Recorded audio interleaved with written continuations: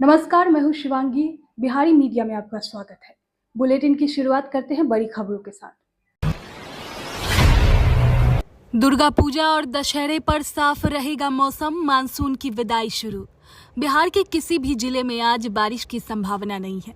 सभी जिलों में मौसम सामान्य बना रहेगा। अगले 4 से 5 दिनों तक तापमान में कोई भी खास बदलाव की उम्मीद नहीं है। पटना समेत कई जिलों में तेज धूप के कारण तापमान में बढ़ने की संभावना है। मौसम विभाग के मुताबिक पूर्वा हवा की वजह से बिहार के कुछ भागों में मानसून सक्रिय है, जिसके कारण कुछ जगहों पर हल्की बारिश हो रही है। विभाग का कहना है कि दुर्गा पूजा और दशहरे में बारिश किसी भी तरीके से खलल नहीं डालेगी। दशहरा के दिन पटना में मौसम साफ रहेगा। अगले 2 दिनों तक राज्य के पूर्वी भागों में कहीं कहीं बूंदाबांदी होने की संभावना है। इसके अलावा पूरे राज्य शुष्क रहेगा। गुरुवार को समस्तीपुर के शिवाजी नगर में 36.4 mm बारिश हुई। इसके अलावा कहीं भी बारिश नहीं हुई। सबसे अधिक तापमान मधुबनी में 36.5 डिग्री और सबसे कम सहरसा में 30.5 डिग्री सेल्सियस रहा। 1 जून से 30 सितंबर तक राज्य में 798.3 mm बारिश रिकॉर्ड की गई है।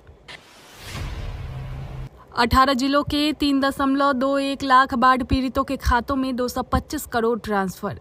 मुख्यमंत्री नीतीश कुमार ने गुरुवार को 18 जिलों के 3.21 लाख बाढ़ पीड़ित परिवारों को 7-7 हजार रुपए दिए। कुल 225.25 करोड़ रुपए डीबीटी बेनिफिट ट्रांसफर के जरिए पीड़ित परिवारों के खाते में भेजे गए। इसके पहले 4,38,529 परिवारों के खातों में कुल 306.97 करोड़ भेजे गए थे। मुख्यमंत्री ने बाढ़ से हुए फसल नुकसान की भरपाई दीपावली से पहले करने की बात कही।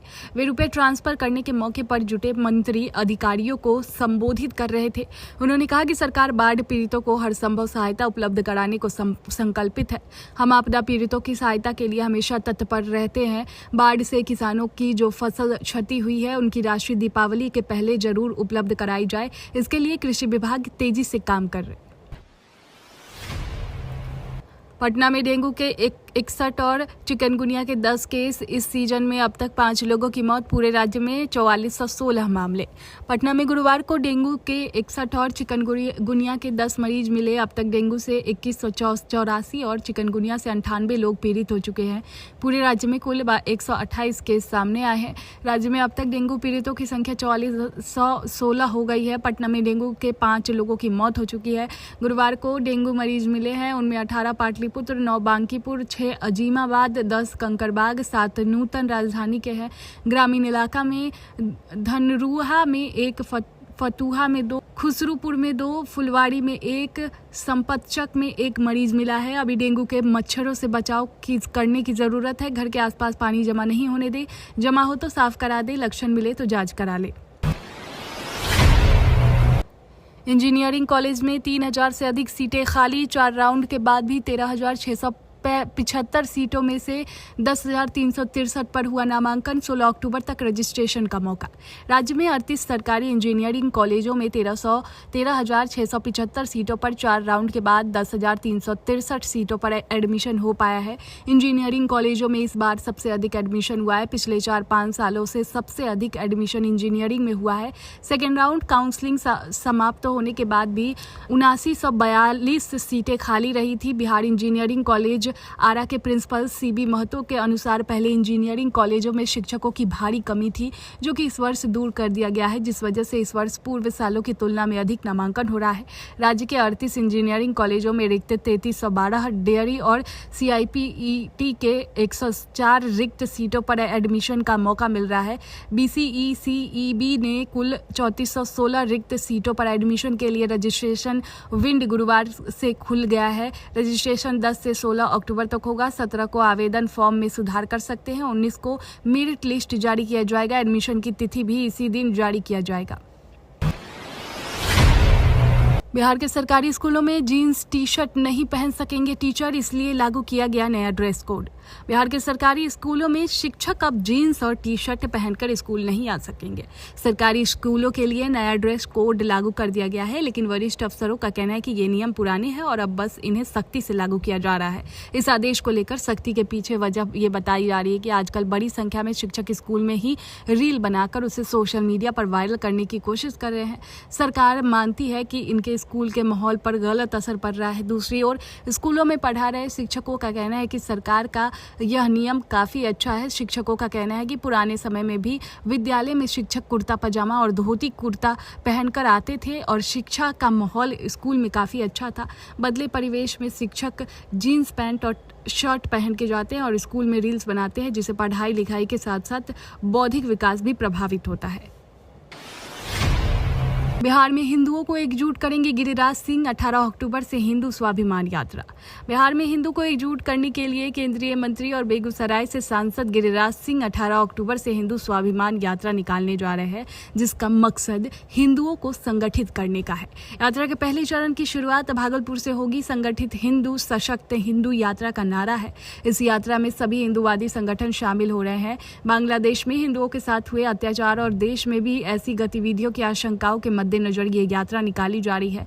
इस दौरान केंद्रीय मंत्री गिरिराज सिंह ने कहा कि बांग्लादेश में रह रहे हिंदुओं पर जो अत्याचार हो रहे हैं वो अब हिंदुस्तान बर्दाश्त नहीं करेगा। जिस दिन बांग्लादेश में घटी घटना, उसी दिन से मेरे मन में विचार आया कि अब हिंदुओं को एकजुट करने का समय आ गया है। स्मार्ट मीटर उपभोक्ताओं को राहत, बैलेंस जीरो होने पर मिलेगा इतने दिन का ग्रेस पीरियड, जाने पूरी प्रक्रिया। बिहार के बिजली उपभोक्ताओं के लिए स्मार्ट मीटर से जुड़ी कई सुविधाओं की जानकारी सामने आई है, जिससे बिजली के रिचार्ज और कटौती के संबंध में चिंता कम हो जाएगी। अगर स्मार्ट मीटर का बैलेंस शून्य या नेगेटिव होता है तो उपभोक्ताओं को तुरंत बिजली काटे जाने की बजाय 2 दिन का समय रिचार्ज करने के लिए दिया जाता है। इस अवधि के दौरान उपभोक्ता बिना रिचार्ज किए भी बिजली का उपयोग कर सकते हैं, जिससे उन्हें समय पर रिचार्ज करने की सुविधा मिलती है। यदि तीसरे दिन तक उपभोक्ता रिचार्ज नहीं कर पाते तो बिजली स्वतः कट जाएगी, लेकिन ये कटौती केवल कार्य दिवसों के दौरान और वो भी सुबह 10 बजे से दोपहर 1 बजे के बीच ही की जाएगी। यह उपभोक्ताओं को अन्य समय पर होने वाली असुविधा से बचाने के लिए किया गया है। खास बात यह है कि जैसे ही उपभोक्ता रिचार्ज कर लेते हैं, बिजली स्वतः बहाल हो जाती है, जिससे बिना किसी देरी के पुनः बिजली का उपयोग शुरू किया जा सकता है। जमीन सर्वे के बीच नीतीश सरकार का अहम फैसला, 21 जिलों में होने जा रहा है बड़ा काम।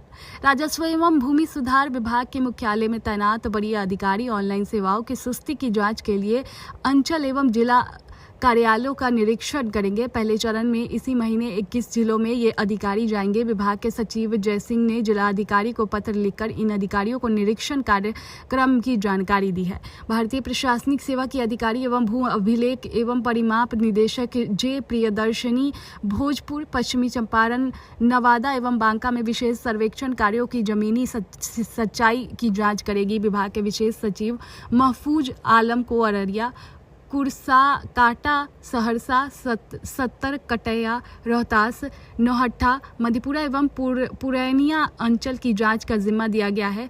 चकबंदी निदेशक राकेश कुमार को पटना, मोकामा, अररिया, सिकटी, सुपौल, निर्मली, सहरसा एवं बनमा इटहरी अंचल की जांच की जवाबदेही दी गई है। निदेशक भू अर्जुन कमलेश कुमार सिंह पश्चिमी चंपारण, बेतिया, गोपालगंज, कुचायकोट, समस्तीपुर, विद्यापति नगर, मधुबनी एवं मधुआपुर अंचल की जांच करेंगे। 41 करोड़ की लागत से रीडेवलप हो रहा बिहार का ये रेलवे स्टेशन, मिलेगी एयरपोर्ट जैसी सुविधाएं। केंद्र सरकार राज्य के एक रेलवे स्टेशन को 41 करोड़ की लागत से रीडेवलप करा रही है। काम पूरा होने के बाद जिले के लोगों को स्टेशन पर ही 5 स्टार जैसी सुविधाएं मिलेगी। बता दें कि भारतीय रेलवे के द्वारा अमृत भारत स्टेशन योजना के तहत स्टेशनों का पूर्ण विकास किया जा रहा है। इसी के तहत समस्तीपुर मंडल के सहरसा स्टेशन को विकास किया जा रहा है। बता दें कि केंद्र सरकार इस महत्वपूर्ण परियोजना के पूरा होने के बाद सहरसा स्टेशन पर ही यात्रियों को अत्याधुनिक सुविधाएं मिलेगी। जानकारी के मुताबिक सहरसा स्टेशन की नई बिल्डिंग को काफी आकर्षक बनाया जा रहा है। इसके साथ ही यहां लोगों को एयरपोर्ट जैसी फीलिंग मिले, इसका भी खास ख्याल रखा जा रहा है। बिहार डीएलएड फर्स्ट और सेकेंड ईयर रिजल्ट घोषित। बिहार डीएलएड फर्स्ट और सेकेंड ईयर रिजल्ट जारी कर दिया गया है। बिहार स्कूल एग्जामिनेशन बोर्ड ने शैक्षणिक सत्र 2023-25 के लिए फर्स्ट ईयर और साल 2022-24 के लिए सेकेंड ईयर परीक्षा के नतीजों का ऐलान किया है। Diploma in elementary education result से जुड़ा लिंक आधिकारिक वेबसाइट http://dled-secondary.biharboardonline.com पर उपलब्ध कराया गया है।